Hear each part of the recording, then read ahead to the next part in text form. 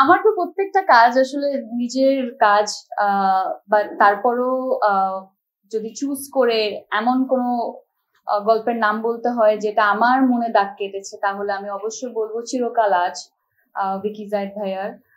ওই কাজটা যখন করেছিলাম, সেটা না, এটার আগে আরেকটা কাজ করেছি যেটা আমার টার্নিং পয়েন্ট ছিল, আমি সেখান থেকে শুরু করি। তো 2017-তে যখন বড় ছেলে বের হয়, বড় ছেলে আসলে অনেক বড় একটা ইম্প্যাক্ট ফেলে নাটক ইন্ডাস্ট্রির উপর।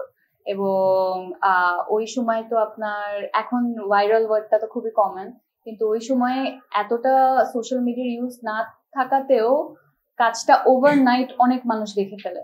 এবং আমি ওই ঈদে যেখানেই যাচ্ছি সবাই বলছে যে এই কাজটা দেখেছি, বা ওই কাজ নিয়ে হচ্ছে আলোচনা হচ্ছে।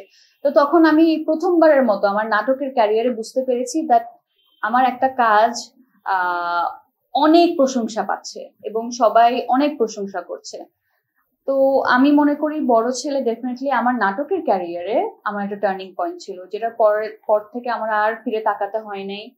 আমাকে নিয়ে গল্প ভাবা শুরু হচ্ছিল, আমাকে বেস করে কিছু গল্প নির্মাণ হয়েছে। আমাকে কেউ ওইভাবে রিপ্লেস করে নাই।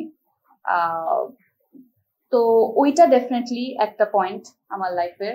ওটার পর আরো কয়েকটা বছর কেটে যায়। 2021-এ আমি যখন চিরকাল আজ করি, তখন আমার কাছে মনে হয়েছে আমাদের ইন্ডাস্ট্রির যাদেরকে আমরা ক্রিটিক্স মনে করি, তারা আমাকে একটু গুরুত্ব দেওয়া শুরু করেছে।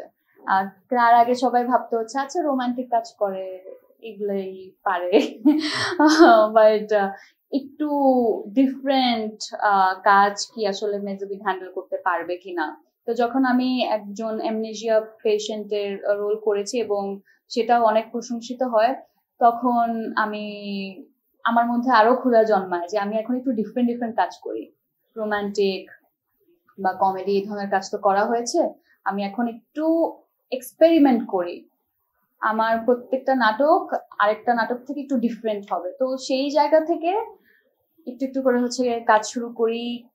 ক্যারেক্টারের প্রতি আরো পড়াশোনা, নিজেকে লুক দিয়ে কিভাবে ডিফারেন্সিয়েট করা যায়, কথা বলার ভঙ্গি দিয়ে কিভাবে আসলে ডিফারেন্সিয়েট করা যায়, হাঁটা চলা সবকিছু মিলিয়ে আরো ভাবা আসলে শুরু করি। তো আমি বলবো আমার সেকেন্ড টার্নিং পয়েন্ট হচ্ছে আপনার চিরকাল আজ। আর তারপর তো অনেক কাজ আসে। পুনর্জন্ম ডেফিনেটলি আমার one of the most liked or loved series.